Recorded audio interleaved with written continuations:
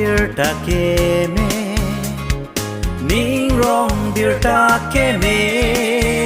van lo kado kaverat apa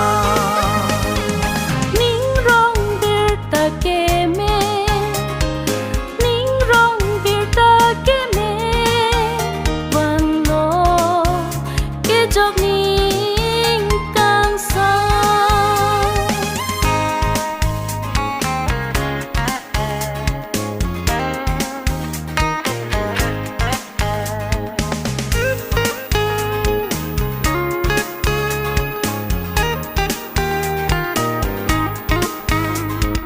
David erong long bi hai miri punim sopia lo Jisu hache birta ke lo miri thirik jok bino David arong long bi hai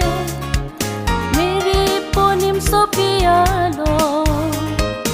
Jisu hache birta ke lo miri thirik jok bino ning rong birta keme ning rong birta keme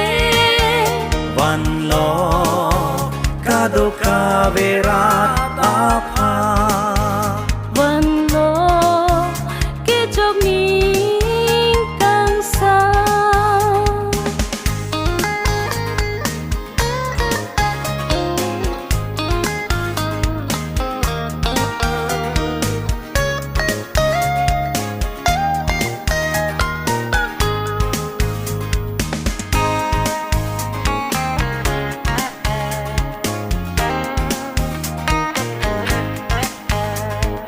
Sining oso Jisu monitor JNC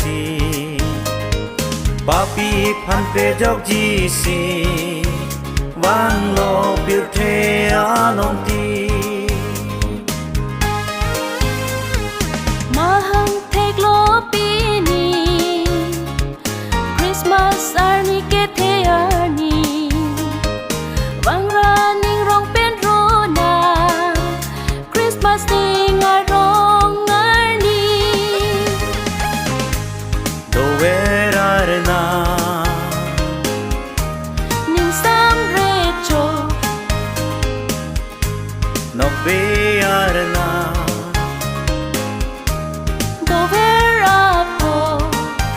birte ada ning sa